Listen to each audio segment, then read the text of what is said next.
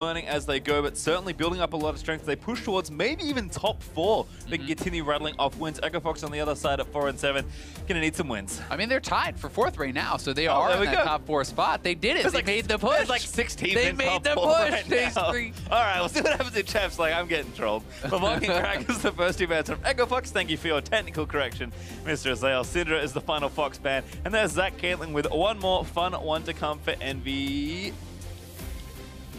Good try. Not Galio. Almost Not had yet. the timing. But it's Kalista this time. All right, Kalista going to be rising a lot in priority.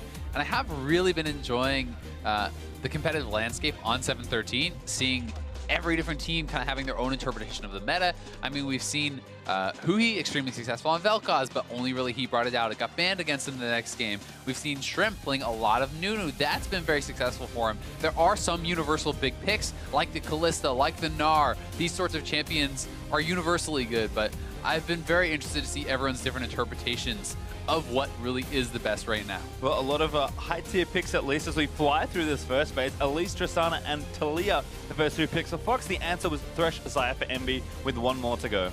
One champion I will say my interpretation of the meta is very good is Tristana. I think Tristana has been absolutely crushing it. Not sure if we're going to have the win rates pop up.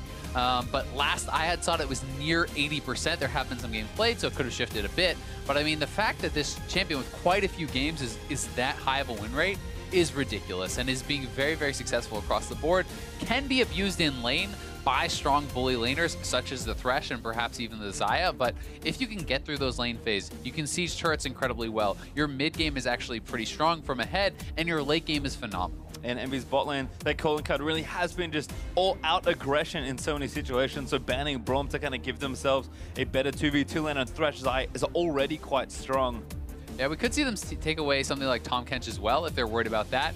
I think that makes a lot of sense as a ban here. Morgana is an answer that a lot of people have been picking up to some of these playmaking supports. You know, some of the players really have been taking to it, but that said, not every support is actually comfortable in Morgana, and it traditionally is considered a pretty weak laning champion in general, because if you miss your binding, there's essentially no threat coming out from you.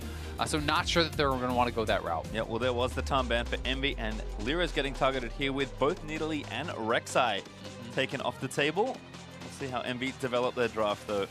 I mean, Lee Sin's still available.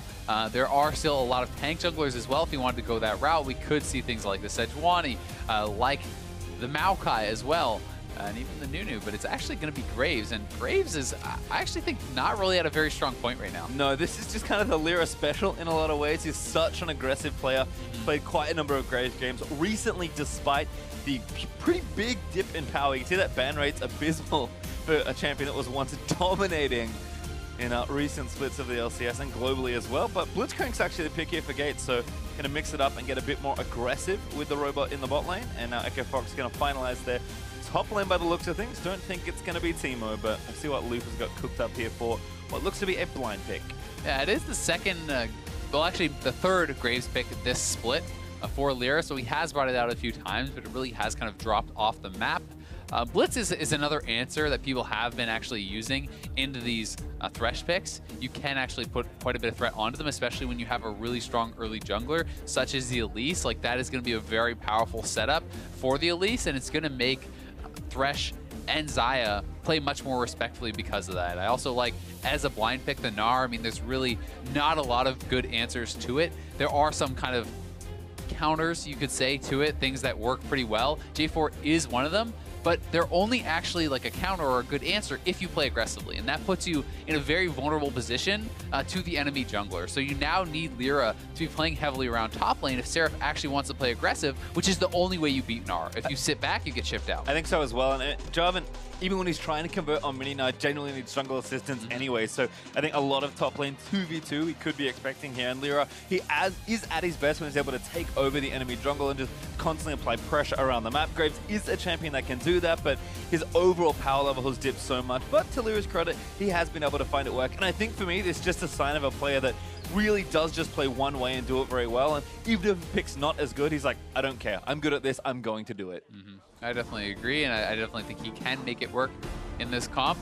And it's two pretty interesting compositions. I do like the fact that you have so much playmaking on Echo Fox. That has been one of the things that they've kind of struggled with. When you get to the mid game, when you get to the late game, they don't always feel like they know what to do. But there's some pretty clear options here. I mean, if you can get this Gnar ahead with a strong early game jungler, with a roaming mid laner, with a support who can roam and make plays, you can start to snowball some of these lanes and take over the game through split push. It is kind of interesting to note, you know, Echo Fox, really without their star player, when Frogget isn't on the lineup, we heard Seraph almost jokingly say, you know, it's going to be pretty easy perhaps if he's not on the lineup, but I will actually point to Lupa. He is a superstar level player. He has not played to that level very often since he's joined the NA LCS, but he has been looking better, and his Gnar in particular has been good even in their recent games. So Echo Fox, they certainly have the ability to do it, but it is hard to see exactly what is happening with the revolving door of players coming through the team. But with a decent comp here and a fun level one as Blitz going to move out in front of the team, we'll see what Echo Fox can do as they're out onto Summoner's Rift for the first one. And a lot of it also comes down to just how good is their communication, right? Like when you do have someone who is kind of using English as that second language, yes, Looper has had quite a bit of practice there, but still, like you're inserting different pieces into the puzzle. There's so many different swaps that they've been doing. They're swapping out their jungler, they're swapping out their mid lane, they're swapping out their AD carry as well. There's so many different like iterations of the roster that getting practice with all those different pieces, I think, can be pretty tough, and it can also be tough to have synergy among all the members. I think so as well, and that's kind of why we've seen, you know, the 1 or 2 sub model, but mostly 1 be more successful, because you can account for a lot of things when you're just changing one piece. So changing multiple pieces is certainly a radical strategy, given what we've seen, but Echo Fox, they're doing their own thing this split, that's for sure. Yeah, they definitely are. And I mean, they're one of the teams that's actually, I think, the only team that's only practicing internally, right? They're practicing against their sub-squad or their academy team or whatever you want to call it. It's the Echo Fox 10, as they have kind of coined it, and these guys are going to be playing only internally. So that does give you more opportunities to kind of at least know their play styles, because even if you're not necessarily playing with Grig this game, you're probably playing against Grig this game. So you're going to get more opportunities to really see how they play, and hopefully that helps them adapt faster. Well, we'll have to see how it all works out, but early jungle routes are nice and standard. Big super leash there for Grig. But LirA's actually going to go for a very quick invade. No buffs on that Graves. Yeah, that is actually really dangerous. If he runs into Grig, Grig has the red buff, and yeah, he's going to have to bail out already. I think he was hoping perhaps that Grig would have been doing a different version of this clear and actually going down to the Krugs. And if you do that 3-camp clear and try to go bot side, which is sometimes what people show, then he could have stolen away the blue, then he could have stolen away some of this jungle and actually been able to make that path work. As it turns out, LirA gets a little bit of vision down, but kind of wastes some time, and he is going to be behind. Well, there's actually part of the camp left on the Raptors, I believe, for Grig. Yeah, they leave up the big Raptor generally with this clear. Just hit the fast level 2, go straight to the red. If you want to do the power clear on the bot side, you can actually then go back, clear the big Raptor, then do Krugs, then gank bot. Like, you can do these sorts of paths. Yep. But people have been trying different paths and trying to kind of throw off their opponents. So I think this was just a read from LirA that he would be going bot side. Kind of a coin flip, which unfortunately for him, he loses, but not going to lose too much tempo on farming. Graves very quick through the jungle. So despite currently being pretty behind on experience with no help really from his team, or as much help certainly in the early jungle, should be able to clear through quickly enough. Although Damonte is going to spot him here, and Grig is level 4 with both buffs, so he's pretty deadly. He is spotted though on the ward and not able to connect that cocoon, so just going to have to actually back off. And this is, you know, some time spent there by Grig. He is still up some experience, and that is going to be good for him, but it's not a massive lead, and this is not, as you said, a jungler that struggles to clear. You know, LirA is still walking around the map at full health, and he has his buffs completed, so it doesn't really end up making much difference at this point. Well, look in the bottom lane, follow up a couple CS series. He's getting that wave shoved in. Certainly shown a strong preference for Xayah as Keith and Gate teaming up. That was actually really well done. Been practicing. Yeah, I mean, getting all 4 of those ranged minions is not as easy as it looks.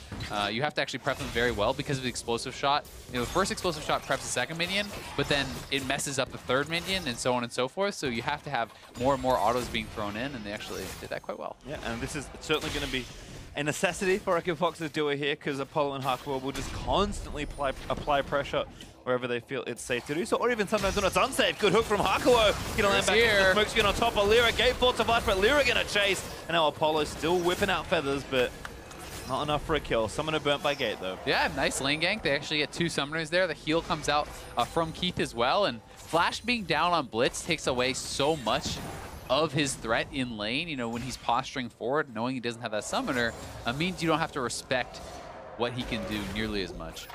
Oh, really good hook. Lanson going to follow out. Apollo able to get out safely, but big chunk of damage being taken. And that was actually so close to the cannon not being in range of the turret. Had the cannon been a little bit further back, the turret would have gone on Apollo, and that very likely would have at least been summoners. Well, Apollo holds onto his summoners. Hakuho able to pluck him to safety with the Lantern, and again, aggression will continue here. Another hook from Gabe, but Apollo's a little more ready behind his minion line this time. Is prep for that. We'll see if we can get all three of these, and yep. Teamwork.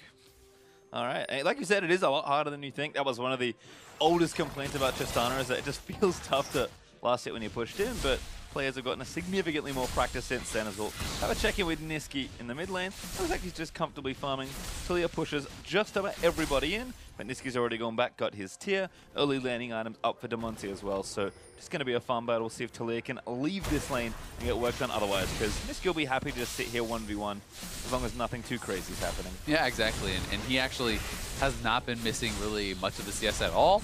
He is up a bit in farm, and the fact that he had already based, looking very good for him, so going to be stacking away in that tier. And as you said, it's like there's onus on the Taliyah to get out of lane, to get something done elsewhere, because so much of your power is in the roaming, is in the playmaking, whereas Cassio, if you want to sit in lane and farm for 30 minutes, she's more than happy to do that, right? Like, this is a champion that hyper scales and is going to become unstoppable if she's just given that time to really get to her strong point.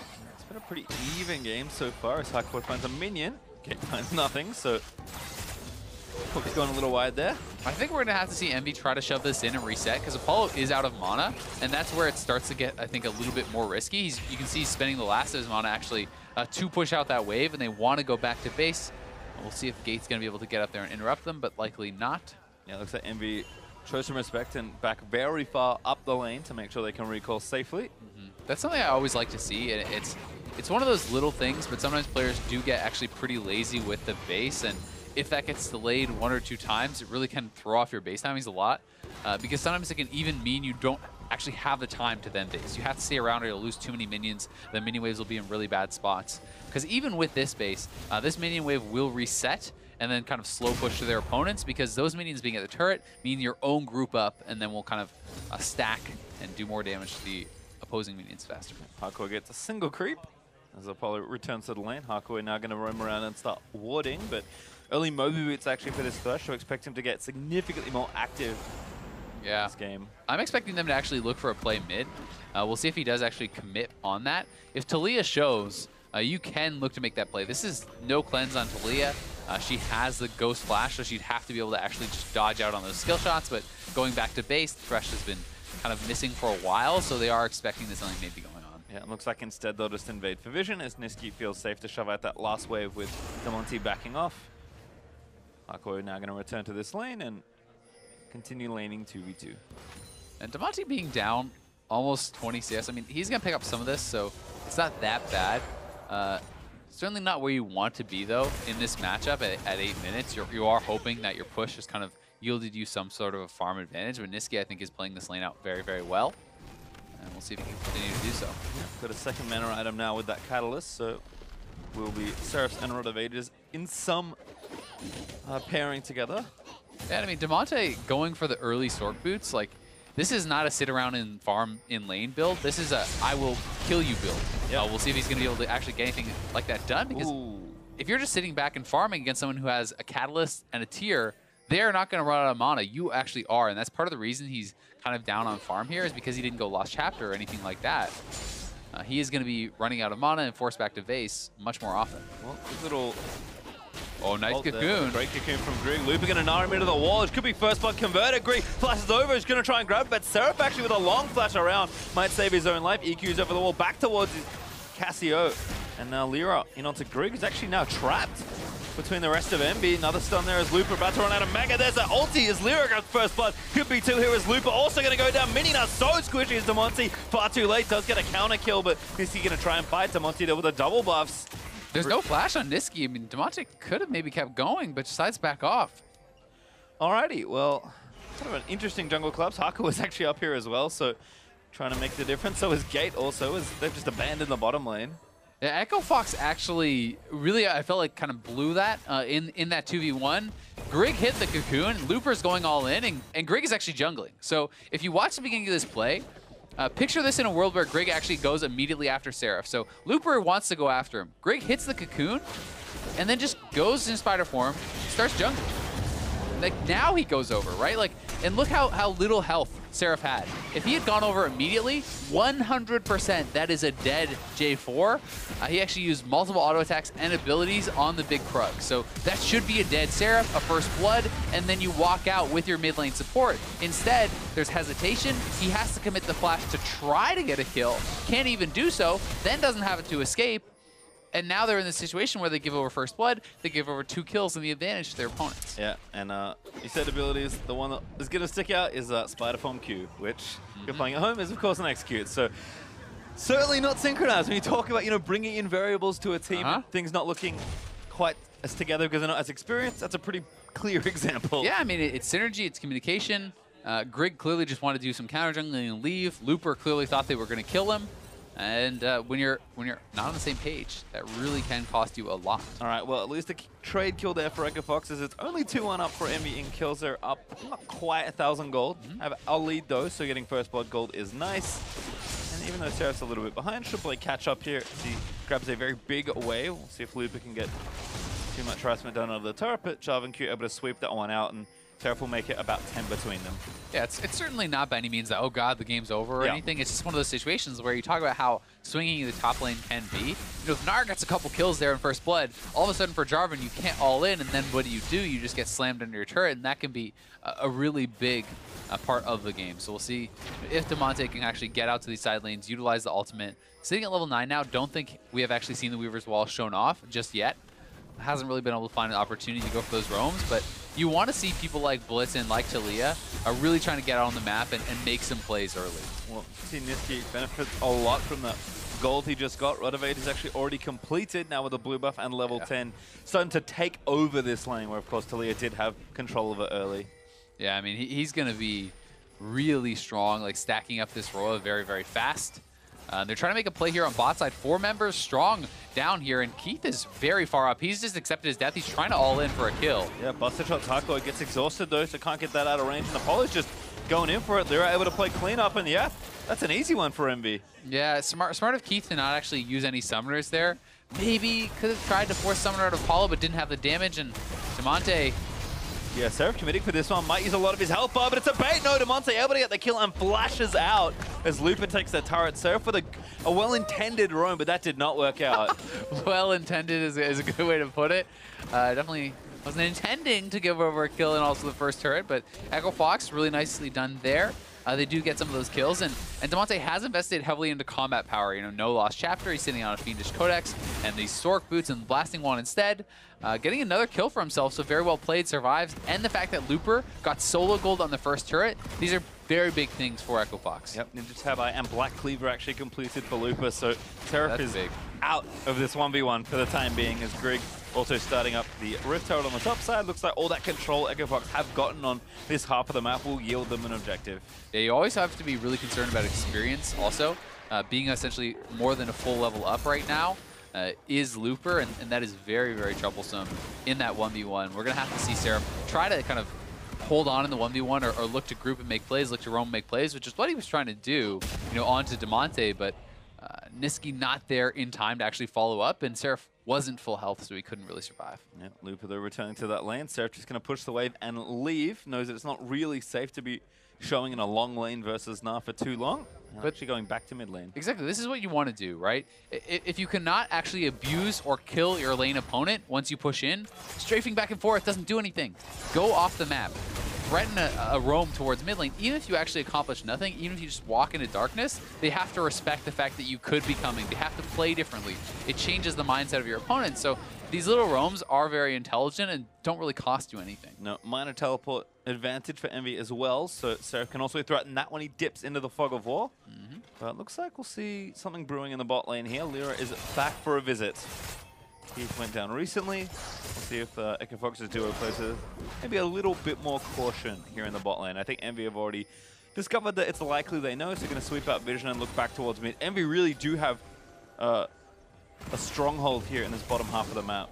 And vision control is even more important against things like the Taliyah and the Twisted Fate and stuff that can roam around the map, because you're really trying, as LirA did not have a smite there, neither did actually, so it goes over to Grig, but you're trying to deny the roam, right? So it's Damonte wants to be able to roam, but if every time he leaves lane, you back off because you have the vision, it's very hard for him to actually do that. So that is why Envy, or one of the reasons why Envy is fighting so heavily for vision around this bot side. Like, look at that line of wards. They have the scuttle and then 6 wards across the map there. So there's entirely controlled. Like, there's no place that Damonte can actually ult from where he will not be seen. And that makes it very, very hard for him to get out of lane and try to get something done. Fox actually now moving in to clear some of that vision out of the way and making a play on mid. Looper also roamed down. Seraph tied up with his own wave right now. Hakuho hooks over to the blue buff and going to try and help nisqy get that one, but Fox are looking for a collapse here. Buff going to get pulled. Oh. No. Gate couldn't see, so just had to guess where it was. Guesses wrong, and nisqy gets the buff. Yeah, EchoFox starting up this dragon. We'll see if they actually decide to commit on it. Seraph does have his TP. I don't know if they want to fight. Looks like they may just be giving it up. It is only a cloud. And Seraph, I think, is just going to take the time to try to push this out. But now they're TPing in. It's a little bit too late. I mean, it's already gone. Weave as well going to cut the rest of EnVy off, and EchoFox just casually leaves the Drake pit. Grig's kind of trapped, needs repel, but off to the blast cone he goes. I mean, that was just such a late teleport that even, like, at that point, all you're hoping for is a fight. The dragon is already gone. And they don't even get that. Looper does not have to expend his teleport, so they use their TP, they get nothing. And the wave is not actually even fully crashed, it looks like, in the top lane. So essentially, all Seraph did is stack up a nice fat wave for Looper in the top side, and then waste his TP. Yep, could have just stayed, get some damage on the turret, cut the spot up on farm. EnVy do make a nice counterplay here on the bottom side. They're actually going to get a turret. They are able to take down the bottom outer, but had pressure there already, so didn't necessarily need to commit. Seraph, who's here just helping out as the wave gets pushed through. It is smart to go for a play like that, though. You know, even though the initial teleport failed, try to get something else. You're on the bot side of the map. Looper does want to go top and get that wave before it crashes, so smart of Seraph to actually go and try to help out and take that turret so they at least get something back. And they are still up in gold, to be fair, but it's a little bit. EnVy doing okay. I mean, it is really do just have a split map here after the first 17 minutes of this game. Fox have shown pretty much all their pressure towards the top half of the map as Grig actually channels and summons the Rift Herald here in mid lane. Gonna try and do some damage to that turret, but response already coming in from EnVy. Yeah, and the wave was not preemptively pushed. I like it so much more when the wave is already getting to the turret, because this is not going to do anything. Like, it's not even going to get charged. Graves is so good against Rift Herald. Just getting knocked around. Yeah. And it dies. I mean, maybe it was getting close to expiring, and that's why he had to do it. But then even I prefer just kind of dropping it in a side lane, so for that delayed threat. Because in this case, you want Damonte to shove out the wave, then you're dropping it, so it at least gets the immediate charge and that chunk of damage down. Because the Rift Herald can be CC'd, and if it's actually caught out in the middle of the lane like that, very, very easy to take down before it has any value. Yep, good response there from EnVy to stop that. Unfortunately for Fox, don't really get anything out of the objective they took earlier. 75 gold, essentially, as you get 100 gold for killing it, and they get 25 gold for killing it back. Not bad. It's like a really big canyon. It's a huge control wood. Yeah. It's what you've invested in. As LirA takes down the Scuttle Crab outside track. Really, that's so little gold. Yeah. Damn. That's it. I mean, it's about the expected value, right? Yep. And the expected value is a turret. That's why you're taking it. If you do not get a turret with it, it is so bad to take because it takes quite a bit of time. But it's not like they really gave up anything too much to take it, so it's not the end of the world.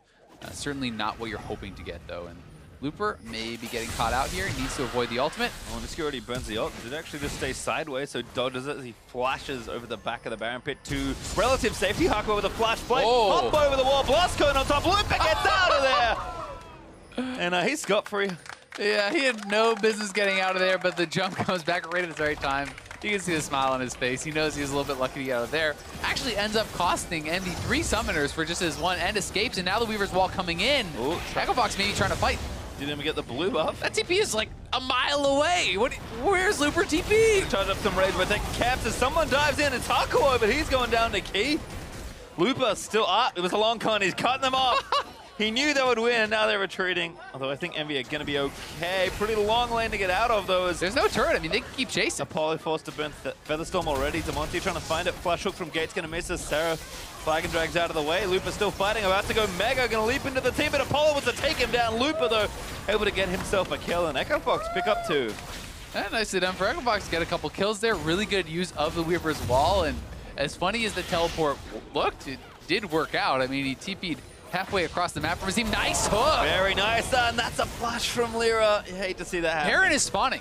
They could actually try to rush this now. They just killed the jungler, and I think they're going to go for it. This is a 20-minute Baron, taking it on spawn. Envy knows they need to contest it. We'll see if they can, because Echo Fox can turn for the fight with a hook. All right, nisqy needs to get That's actually just gone. And just find a big ultimate, but the Baron already too low. nisqy flash ults in, gonna try and just kill everybody in the pit. Envy getting low, but Gate actually takes down nisqy. That's gonna be Baron over to Fox. They do claim it as King gets the last hit. Seraph goes down and Echo Fox collect it all. What a huge turn there for Echo Fox. They get the kills, and the hook onto LirA as the Baron is spawning means they not only get the Baron, they get a 2-for-1 trade. The top and the mid laner go down just for Gate, so that is so big for Echo Fox, and that is going to give them a massive amount of control when Looper's already so ahead in this 1v1. He's 2 levels up on the Gnar. He can now collect so much gold, and here is the initial fight again. You can see the Gnar teleport coming in a mile away. To be fair, that's the only ward, but... Well, there are, you can TP to the minions of your turret, That's you can TP to the true, ward at the blue buff, but anyway, he does come in. The initial play is going very well for Echo Fox, so it works out because they were pushed into it, and Looper able to delay very, very well. They're able to just essentially chase them down. You know, the ult has to be used defensively for Apollo. It's very hard to actually ever get away from a Gnar because he has so many slows. Boomerang's almost no cooldown once you're on the Black Cleaver for the CDR, so get that kill, and then the big hook did come out from Gate. And if you can take down the jungler, allows you to actually go for these early Barons, and now they're getting these turrets down. I mean, I think in general, teams have gotten very good at identifying just how long it takes to do a Baron. Even without something like a Mountain Drake or 2 that makes it even easier, teams are just finding windows and smashing down Baron. If teams in that very pivotal moment make the wrong decision, they're just losing Baron in situations where they normally wouldn't have. Yeah, and I mean, the fact of the matter is, I don't even know if Envy really, made a wrong decision unless you want to count, you know, the initial fight as a wrong decision, right? And like LirA getting hooked and these sorts of things, that's where it was a mistake. I don't think there's really much of anything they can do in the 3v5 to actually contest once that happens. Because Echo Fox has such a good comp at actually turning and fighting too. You know, the Blitzcrank to engage and all the CC. So they definitely put themselves in a rough spot, and it's almost you have to go back all the way and be like, hey, should the team have been contesting this blue buff when Gnar has teleport and Weaver's Wall is up? But that's so many steps before the Baron even happened. Yeah. Certainly not a mistake for Envy in the situation they ended up in, but yeah, it is impressive to see the speed at which teams are doing Baron. It's also impressive to see all the vision for Echo Fox actually on the map. There was about 3 or 4 wards on the blue side of the Envy jungle. Those are now starting to get cleared out, but there's 3 or 4 on the other side of the map as well. Envy trying to sneak away this dragon, but Looper's already on the top side, pushing that out, and the bottom tier 2 is getting very low here as well. Mid lane's going to be pushed up. The top side jungle of Envy is going to be taken away. And the top turret is pretty much for sure gone. So Echo Fox is starting to pick up a lot of gold during this Baron power play, and it's going to be tough to come back. I know you're happy to see all that vision out because Looper's next teleport's going to be juicy. Plenty of wards to go to as Echo Fox do clean up a number of turrets with that Baron. They took 2, I believe, just before this 3rd one that they're about to clean up. Weaver's Wall cuts them off, makes the siege even easier. I'm also just happy to see Echo Fox actually playing the mid in the mid game and the late game, whatever you want to call it. I guess still in mid game. Actually very well, right? Because that is a rare sight to see. It always feels like they waffle around. They're not really sure where to go, what to do. But their vision control has been very good, and I think that has enabled them to make a lot of these plays. You know, especially when you're playing a pick composition with Blitz and Elise and Taliyah and all these sorts of champions, you need to fight for vision, and they've actually done a good job of extending it. Yeah, they'll play aggressive, and they're doing just that here. It's gone. That turret looks gone. Oh, that's a Mega Gnar. Don't hook him in. Ludwig gets grounded, but now transforms, and turret already goes down. No other pressure really on the map. The next wave that crashed mid lane has already been met by Seraph, but pretty massive amount of damage done, honestly, with that Baron. Echo Fox are, what, 7,000 gold ahead already? Yeah. And I think they were behind before this play started. Yeah, I mean, they were very close in gold before it started. You know, when the initial blue buff play, I think they were a couple hundred gold behind. So it's been an insane swing of gold in the last 4 or 5 minutes. and now you simply send LirA bot lane. He picks up that easy last outer turret. You continue to fight for vision. The 4-man squad of Echo Fox should be fighting for vision as a team. You don't want to get picked off. You want to move around as a squad, establish your vision control in your opponent's jungle once again, start to choke them out, and make it so that they cannot pick you off while your Gnar is split pushing. That's the most important thing. Looks like Envy are trying to get some pushes happening in the mid lane, but Keith, with almost his 3rd item completed, will make quick work of those waves. As Echo Fox just going back, spending their gold and cleaning up the buffs on their side of the map. Envy also going to go for a bit of a reset here. There's nisqy actually on duty right now to clean up the incoming wave. You can see LirA very far down the lane, but already knows that turret is going to be tough to defend. As you can see, Echo Fox, 5,700 gold, or just shy in that Baron power play. That is a massive gold swing. Yeah, it really is. And when so much of that gold is actually concentrated on the carries, like that is a very frightening prospect. You know, each of the carries is essentially 2,000 or more gold ahead, or right around there. You know, for AD carry, for mid laner, for top laner. These guys all have very, very big gold leads, and everything is concentrated where you would want it. LirA also more than ready for whatever business he needs to attend to. Frozen Mallet got completed, and now actually 2 good tank components in the Chain Vest and the Cowl already done. So he can team fight, he can split push, he can, I don't know, probably pull a rabbit out of a hat at this point. He can dance a jig, do whatever his heart desires. Exactly, and there's a 3rd item up for Keith. So yeah, you can kind of see all this gold coalescing to this 1 point for Echo Fox. I mean, Envy will have a chance to defend here. Baron up in a minute 20 or so, and Inhibitor still being standing means they're not out of this game, but 8,000 gold down with all these items packed for Fox. It's going to be a tough ask to try and win a team fight. I mean, one of the scariest parts is, you know how the super fed Trist, essentially at 3 items very early, there's not a single piece of armor on the entire team. Like, not even a cloth armor. There's nothing on Envy. So you can go for these optimized builds. You don't have to worry about grabbing a Last Whisper or anything like that. And it's going to make it so hilariously easy for him to shred through his opponents if he can stay untouched. And with a very fed LirA and a very fed Damonte, it's hard to actually get to the Tristana. You know, who do you focus? Which target do you prioritize? Well, it looks like Echo Fox is starting to wind up this play. LirA teleport ready in the bot side, getting things pushing and threatening that turret. Echo Fox have once again taking complete control of this top half of the map, and of course, they can fall back to Baron in 30 seconds if needed. Yeah, and it's the job of the 4-man squad from Echo Fox now to just chill out. No one is showing to actually defend against LirA. Let him take that free turret. Let him push in the waves. When someone shows on that side, then you apply the pressure, right? Then you know, hey, we're in an even fight, or we are in an advantageous fight. And they can even just kind of sit back because Baron is up in 10, as you said, and they have the vision control. So the onus is going to be on Envy to actually get up there and try to check if that's happening, because they have the option to A, rush it down, or B, just bait. Well, Echo Fox are going They're gonna rush it. The rush it down option.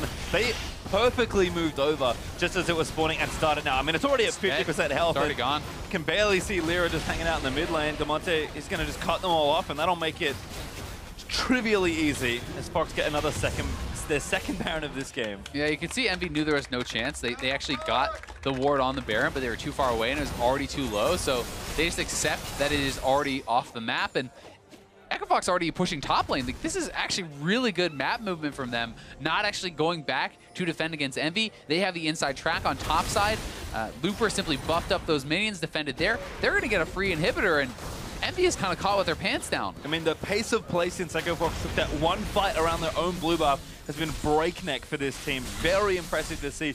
Not just the intelligence of the things they are doing to get them, but the speed at which they're doing it. They moved to Baron literally as it spawned. They were 10 seconds. They're all right, this is exactly the amount of time we need to walk over and be at the pit as it spawns. It's just wonderful to watch. I mean, Baron has been alive for like 30 seconds this game, and they've killed it twice. Like, Baron is having a rough day. Oh, sadly had to come into work. I know it's a Sunday, but it's been tough for old Baron. Yeah, he'll be back for round 2. As this game seems to be wrapping up quickly. He's persistent. I'll give him that. He is. Always very grumpy. Yeah. Shows up late, 20 minutes into every game, but does a good job. As again, Echo Fox just kind of doing their administration. Looks like Drake started here for Grig. This will be a comfortable solo, though Keith's gonna help out. Yeah, they wanted to reset, spend up all their gold, get back out on the map. Now they are getting vision control in the blue side jungle of Envy. They have top lane pushing because of the super minions. Now you can just group 4 bot, put LirA mid, shove in the waves, repeat, siege with the Baron buff. And if Tristana gets any time on the turrets, they're going to go down. And I mean, eventually EnVy will have to answer the top side, answer the bottom side. So for them, it's really tough. It's like, can you actually engage into your opponents? And I mean, it's going to be hard to, but at the same time, can you afford to sit back? Because Gnar is going to be chipping away at your turrets. The super minions are going to be coming top lane. You're on a clock. Yeah, and you can see Lupa applying that mid lane pressure already. Damonte with another good wall, actually going to trap nisqy in. They're just giving up both turrets. I mean, it can't really fight for the bottom side one, and Lupa's already done the damage to the middle one, so EnVy are running out of good options. They might have to take a bad one. I mean, EnVy only has bad options remaining. They essentially have to engage here, or they're just going to get triple inhib. If that happens, you are done. So they need to look for a miracle engage, but EchoFox knows that and is playing very far back and playing very defensive. Hakuho already burnt that hook, so he's going to need to look for another one in a couple of seconds. But inhib falls, though, before these cooldowns do reprise. And that's going to be the triple inhibs. Baron's still up for 50 seconds. They might just chill in the base and let the minions do their job. Yeah, I mean, if you're going to give up triple inhib without a fight, like, it almost feels like conceding. I think it's so hard to ever actually come back from that state, but we'll see if EnVy can do it. They're going back to base. Well, there's a hook from Gate. There's Keith with a kill. nisqy with the ulti up, but Seraph going to jump in. Do take down Grig, but just too much damage on the other side as nisqy playing forward gets buster shot back by Keith. EnVy, their last stand was a valiant one, but it's not going to do too much else, I don't think. EchoFox able to slap down turret number one. Gate does look for a hook, but a flash is all he's going to get here. The Nexus now exposed in EnVy, defending their final structure. I mean, you're in the Alamo at this point. There's just so many minions crashing in from all sides, and Keith is low. You know, he could maybe force them back, but they just need to usher in the Oh, a crunch nice start there from Lupa. He's going to get a little bit of damage. nisqy picked up by Damonte as Keith doing what he needs to do. EchoFox with a very clean game number one. Very impressive stuff from EchoFox with the sub squad in there. Damonte looking pretty pumped up. Fist bump with Grig, and they should feel good about this. I mean, this is an EnVy team that was, well, Seraph, I should say, was saying that the only real challenge on EchoFox is Frog. And Damonte comes in, and he has a really good game. I mean, 4-0-4 on the Taliyah. I think his Weaver's Walls were very good, you know, setting up the fight at the blue buff. They were very decisive. They got a couple early Barons, and able to close out the game very well from there in what was otherwise a very tightly contested match. I think for me, one of the big impressions I get watching the game from EchoFox is how practiced and drilled that felt, which is impressive given the number of, non-starting players you've brought in, or newer players, right, who haven't played nearly as many games on the LCS stage. I mean, Damonte's first series was this weekend, and now he's in his second series, and I believe his first game win, so congratulations there on this one for the first. But, I mean, that just looks so practiced. I mean, Damonte's wall positions looked, you know, very labbed out. The efficiency in the movement, and even the planning in the early stages, just felt like EchoFox. One of the things we always question is how are they practicing, but whatever they are doing, it seems like they're getting really good, efficient time. And learning kind it of works really well in this game, right? And we have to see, like, can they keep that up? Can they be consistent? Because that has been, I think, the question about so many of the teams in our league. You know, EnVy, 2-0 Cloud9 yesterday. Got smashed by EchoFox in game one today. You know, like, what's going to happen? And it seems like no one really has the answers in a lot of these games because the teams are so up and so down. Well, up certainly there for EchoFox, but we're going to check in with Dash and Marksy to break down that EchoFox win. Thank you very much, PastryTime. EchoFox grabbing the win. I love where Azael's going with this because aside from, for example, CLG, TSM, and Immortals at this point, the rest of the pack when it comes to North American LCS seems a lot more undecided here in Week 6 than it did, you know, last week or the week before. And specifically, looking at Team EnVy and their 2-0 yesterday over C9, you would expect them to come in and have the edge here over EchoFox, and it doesn't play out that way. And I think in large part, due to the draft, which I know you have some thoughts on. Yeah, I think this turns out to be a pretty bad draft from EnVy. It's one that's hard to see coming as you're going through it, but you end up putting a lot of resources spent by EchoFox banning out LirA. And LirA's fine on any champion. And the problem is not, okay, LirA ended up on Graves. The problem is that you ended up putting him on Graves when you need a tank as your last pick. And then you don't end up taking away the Gnar. You don't ban it. You don't put any bans into the top lane. And so they take a Gnar when you need a tank, and then almost no tanks are good into Gnar. Jarvan does have the ability to put some gank pressure onto the Gnar, but they already have the Elise. They have the better early game jungler, so you can't 2v2 topside. Your bot lane does have an advantage, but you can't push it because the Graves is not a super aggressive early game jungler. Very little gank assist there. Right, so you almost have almost no early game playmaking, and then your top side is just going to lose on its own. So you end up with, LirA's fine, yeah, and you probably want to get a counter pick top, but you just have nothing to do. Right, it seems like the whole draft fell apart there in the second phase. Either they weren't expecting the mid Rek'Sai bans, the focus in on the jungle. I'm not entirely sure, because as you mentioned again, in isolation, those first 3 picks, Thresh, Xayah, Cassiopeia, seem like great picks for Envy. And yes, even having LirA on the Graves, once again, you're like, well, he's a top performer on Graves. I'll put him on any champion and he'll probably perform well. But all of a sudden, we don't have early game pressure because of the jungler choice, and we don't have team fight pressure because we've got no front line to move through and actually take a fight once EchoFox has a lead. Yeah, I mean, you do have the Jarvan, but the problem is he fell behind the Gnar in the just straight laning phase. And there was some early skirmishing around the top side, but that was mostly going even that entire time, which, is fine, but you still this whole time did not develop any leads, something that Envy generally does, and they just stall out into this mid-game situation where eventually EchoFox starts making some plays. And that's the thing, right? Once you get into that mid-game, when you've got champions like Blitz and Thresh on the map, it's really just who's going to make the play first. And in this case, it's EchoFox. 19 minutes in, they get a pick here in the jungle, going to convert that into a Baron as well as an advantageous kill trade. So right before this situation, Envy had chased really deep into EchoFox's jungle. Gate landed a hook to kill Hakuho. They chase up the top side, then they start pressuring around Baron. LirA tries to work his way in there. They hadn't actually started. They were waiting in the jungle. They picked LirA, and now they're in a situation where they just forced this Baron down basically right at the 20-minute mark. Envy tries to collapse, but people are not quite in position.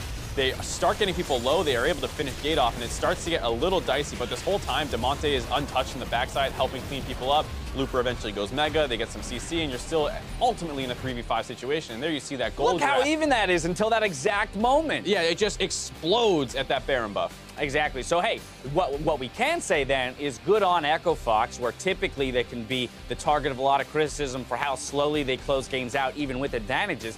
Here it is. They found their one explosive moment. They've made the play. They took the advantage, and then they properly played it out. They had the Gnar out in the side lane. They spread the map out, able to push in on those turrets and create the pressure and suffocate in the base. Yeah, and that's the situation when you talk about the draft for Envy once again. From behind, it does have a little bit of playmaking, but it's tough to do if you're getting spread out around the map. Your Jarvan's pushed in, your Thresh is pushed in, your Cassio's pushed in, and I think you got to give EchoFox a lot of credit. You heard the casters talking about it a little bit, is that they looked pretty practiced with this comp overall. It did feel like something that they had a game plan heading into this game. We're going to target LirA really hard. We're going to be able to put a couple of us on playmakers. We have the Taliyah, the Blitzcrank, the Gnar, and we're going to go once we get a small lead, we're going to use these Taliyah ults very effectively. Exactly. Taliyah ults used incredibly effectively. Damonte picks up player of the game for his play on the Taliyah pick. I mean, let's also remember that this victory here is with Damonte and Grig in the lineup. So EchoFox, one of the teams in the North American LCS that really is looking at cycling players.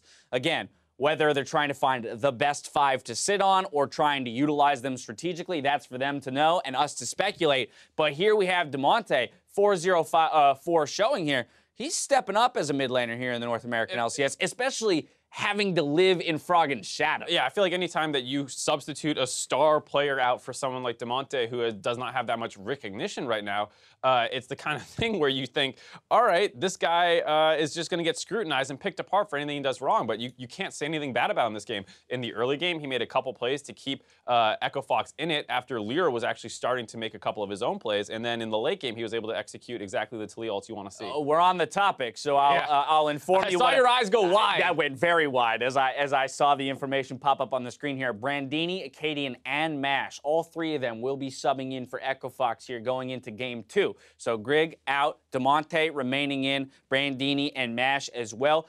I'm just going to be very curious to see, again, how this iteration plays. Do they stick with a similar formula and just have different players piloting the champions? Or do they depart from that entirely and make it that much more difficult for Envy to respond in champ select? Well, the beautiful thing is exactly what you just said. As much as we're speculating right now, Envy is as well as like, so wait, what was our game plan? Right. Because we have to throw it all out the window. The only thing that's basically consistent is Gate, who we know plays a lot of different stuff and did actually take a fair amount of focus in this draft. And then Damonte just had a fantastic game, so of course he stays in, and you say, all right, well, maybe we take away the Taliyah, but what else do we do against this guy? We haven't seen that much about him. I mean, the other big thing I think we have to go back to is enable LirA, right? So that this was our original point. We We love the Graves pick for LirA. We don't love the Graves pick in the composition for Envy because it doesn't allow one of your strongest players to do what he needs to do to make the team successful. Right. At one point, he was 2-1-1, which is like, great. If this game goes to 30 minutes and we're even, I'm sure LirA will be a monster in team fights. Right. But the problem is, I think as Envy, that's not what your team does best. You want him to use leads, get Apollo ahead, get nisqy ahead, 2 players who have shown that they have late game carry potential. Exactly. And then perform as a team, because that's really how they won yesterday, was as a team. Get LirA, either Nid, Rek'Sai, Gragas, Elise, or Lee Sin. You got 5 options. Just pick one up in the first phase, please. EchoFox taking a clean game 1, though. Stick around after the break. See if Team Envy can come back in this series. We'll be right back.